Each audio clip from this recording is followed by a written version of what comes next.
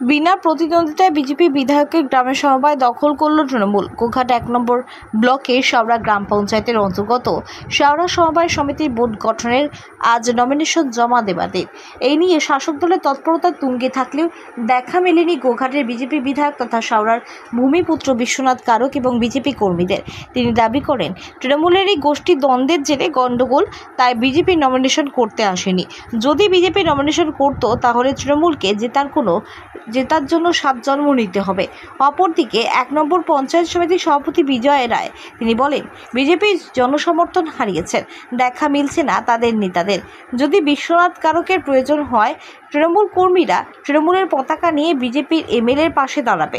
যদিও এই নির্বাচনকে ঘিরে এলাকায় চাপা উত্তেজনা ছিল, সমবায় সমিতির আশেপাশে দেখা মেলে শাসক দলের পতাকা মোড়া মাছের লাঠি মোতায়েন করা হয় গোঘাট থানার বিরাট পুলিশ বাহিনী। বিনা প্রতিদ্বন্দ্বিতায় জয়লাভের পর শাসক দলের নেতাকর্মীদের উৎসব ছিল চোখে পড়ার মতো। মহিলা কর্মীদের আবির খেলায় মেতে উঠতে দেখা যায় এদিন। হুগলির গোঘাট থেকে গৌরাঙ্গ বটবেলার রিপোর্ট, বাংলা এমজি নিউজ। দেখা যাচ্ছে যে শাওড়া সমবায় সমিতিতে তৃণমূলের দাবি বিজেপি কিন্তু নমিনেশন করতে পারেনি। কি বলবেন? আপনাকেও দেখা যায়নি এমনটাই ওরা জানাচ্ছে। বিজেপি যায়নি নয়, বিজেপি নমিনেশন করতে যায়নি আমরা এই জন্যই, ওদের নিজেদের গন্ডগোল হচ্ছে। দু গোষ্ঠী লড়াই এবং দু গোষ্ঠী মিলে ওদের নমিনেশন ফাইল করছে। আর আমরা নমিনেশন যদি ফাইল করি, মানুষের ভোটে আমাদেরকে পরাজিত করা কোনো 7 জন্ম পারবে না। আমি চ্যালেঞ্জ করে বলতে পারি, যদি আমরা নমিনেশন ফাইল করি, তৃণমূলকে 7 বার জন্মগ্রহণ করে আসতে হবে শাওড়া জেতার জন্য। তাই পঞ্চায়েত ভোটে আমরা দেখেছি ওরা ছাপ্পা ছাড়া ওদের উপায় নেই, এতে বিষয়। আর সমবায় সমিতিতে যে কি করবো, নোংরামি করতে যাবো, ওদের নিজেদের মধ্যে গন্ডগোল হচ্ছে, দ্বন্দ্ব হচ্ছে, যা করছে নিজেরাই করছে, সেই জন্যই আমরা মাথা ঘামাইনি। ওখানে গ্রামের সমবায় সমিতি নির্বাচন, সেখানে দেখা মেলেনি বিজেপির কাউকেই। আপনারা এক প্রকার বিনা প্রতিদ্বন্দ্বিতায় জয়লাভ করেছেন, কি বলবেন? দেখুন, এটা হচ্ছে গোঘাট বিধানসভার মানুষ হিসাবে আমরা এটাকে খুবই লজ্জাজনক বিষয় মনে করি যে শাওড়া অঞ্চল এমন এক ভাইটাল অঞ্চল যেখানে সেই সিপিএমের আমল থেকে দেখেছি যে স্কুল নির্বাচন হলেও এখানে মার্ডার হয়।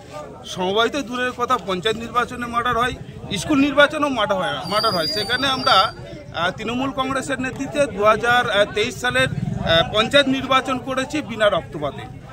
2024 লোকসভা নির্বাচন করেছি বিনা রক্তপাতে। আজকের দিনে দাঁড়িয়ে আমাদের শাওড়া সমবায় নির্বাচন করলাম যেখানে বিনা রক্তপাতে। সেখানে এটা এমএলএর ব্যর্থতা যে এমন একজন এমএলএ আমরা পেয়েছি যাকে সাধারণ মানুষ চোখে দেখে না, এবং তার দলের কর্মীরা তাকে খুঁজছে। যে মোদি বলেছিল যে 15 লক্ষ টাকা দেব, তার দলের কর্মীরা আজকে আবেদন করছে। যদি বিশ্বনাথ কারক বিজেপির বিধায়ককে, তার দলের কর্মীরা আমাদেরকে অনুরোধ করছে যে আপনারা যদি এনে দিতে পারেন তাহলে ওনারা আমাদেরকে 15 লক্ষ টাকা দেবেন বলে ওনারা ঘোষণা করেছে। এরকম বিধায়কের নেতৃত্বে বিজেপি চলছে। বিজেপির যত কথা বলবো জোকারের দলে পরিণত হয়েছে, না কথা বলাই ভালো। সেই কারণেই কি বিজেপি বিধায়ক স্বইচ্ছা শাসকের হাতে তুলে দিল সমবায় সমিতি? না, স্বইচ্ছায় নয়। বিষয় হচ্ছে যে যখন মাটি শক্ত থাকে তখন সবাই খেলতে ভালোবাসে। বিজেপির বর্তমানে শাওড়া অঞ্চল নয়, সারা বিধানসভার মাটি এত নরম হয়ে গেছে যে ওরা খেলার সাহস পাচ্ছে না। তাই দলের কর্মী নাই, সমর্থন নেই, একা রাজা রাজত্ব করছেন বিশ্বনাথ কারক। ওনার পাশে ওনার দলের কর্মীরা নেই, সাধারণ মানুষ তো দূরের কথা। আর আমরা আবেদন করছি, উনি যদি কোনো সময় আমাদেরকে হেল্প চান, আমরা তৃণমূল কংগ্রেসের ঝান্ডা নিয়ে ওনার পাশে দাঁড়িয়ে ওনার দলকে আমরা হেল্প করবো, এই দায়িত্ব কিন্তু বলে গেলাম। বিধায়কের গ্রামের সমবায় সমিতির নির্বাচন, সেখানে বিজেপির কাউকে দেখা গেল না, কি বলবেন? বিজেপি আজকে দূরবিন্দু খুঁজে পাওয়া যায়, কারণ মমতা ব্যানার্জি যে উন্নয়ন, কৃষকের প্রতি যে উন্নয়ন মমতা ব্যানার্জি দেখিয়েছেন 2011 সাল থেকে আজকে 2025 সাল, আজকে প্রত্যেকটা সারা বাংলার প্রত্যেকটি সমবায় কৃষি উন্নয়ন সমিতি, যে সমবায় সমিতি প্রত্যেকটাতেই তৃণমূল কংগ্রেস জয়লাভ করছে। ইতিমধ্যে গোঘাট 1 নম্বর ব্লকের দেখতে দেখতে আমরা 9টা সমবায় সমিতি, আজকে শাওড়া সমবায় কৃষি উন্নয়ন সমিতির আজকে নির্বাচন মনোনয়নপত্র প্রদান ছিল। সেখানে তৃণমূল কংগ্রেসের যে 9 জন ক্যান্ডিডেট তা বিনা কন্টেস্টে, অর্থাৎ বিরোধীরা কারা তারা কিন্তু কোনো জায়গা নেই, বিরোধীদের কোনো সাহস দেখাতে পারেননি। এখানে বিজেপি সিপিএম কেউ নেই, ধরাশায়ী হয়ে গেছে, তাদের খুঁজে পাওয়া যাচ্ছে না, দূরবীন দিয়ে দেখতে পাওয়া যাচ্ছে। এখানেই বিরোধী এমএলএ তার বাড়ি এলাকা। একদম সাধারণ মানুষ আজকে স্বতঃস্ফূর্তভাবে আজকে এই হাওড়া অঞ্চলের হাওড়া গ্রামের মানুষজন এই সমবায় সমিতির যে সমস্ত কৃষক স্বতঃস্ফূর্তভাবে মমতা ব্যানার্জির হাতকে শক্ত করেছে। কারণ এই জয় মমতা ব্যানার্জির জয়। মমতা ব্যানার্জি যে উন্নয়ন, কৃষকের যে উন্নয়ন, কৃষকের যে কিষাণ ক্রেডিট কার্ডের মধ্য দিয়ে তাদের যে সুবিধা সুযোগ পাইয়ে দেওয়া, এবং তার সাথে সাথে কৃষক বন্ধু, কৃষকের জন্য আজকে মমতা ব্যানার্জির সরকার কৃষক যদি 60 বছরের নিচে মারা যায় তার যে ডেথ বেনিফিট আজকে সর্বত্র দিচ্ছেন মমতা ব্যানার্জি। তাই বাংলার মানুষ, এই হাওড়া অঞ্চলের মানুষ, গোঘাটের মানুষ বুঝে নিয়েছে মমতা ব্যানার্জির বিকল্প কেউ নেই, মমতা ব্যানার্জি। দাদা, এমএলএ দাবি করছেন যে এখানে আপনাদের গোষ্ঠীদ্বন্দ্বের জেরে বিজেপি নাকি নমিনেশন করতে আসেনি, যদি আসে তাহলে জেতার জন্য আপনাদেরকে 7টা জন্ম নিতে হবে, দাবি করেছেন গোঘাটের বিজেপি বিধায়ক বিশ্বনাথ কারক। বড় বড় কথা বলে, সাহস দেখাতে থাকলে আমরা তো চেয়েছি, আমরা তো প্রক্রিয়ার মধ্য দিয়ে লড়াই করতে চেয়েছি যে সাধারণ মানুষ রায় দেখ।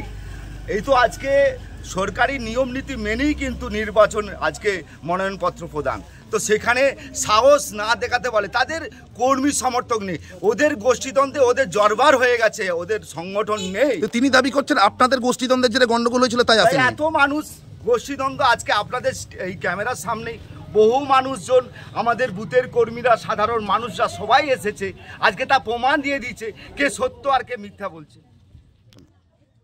তৃণমূল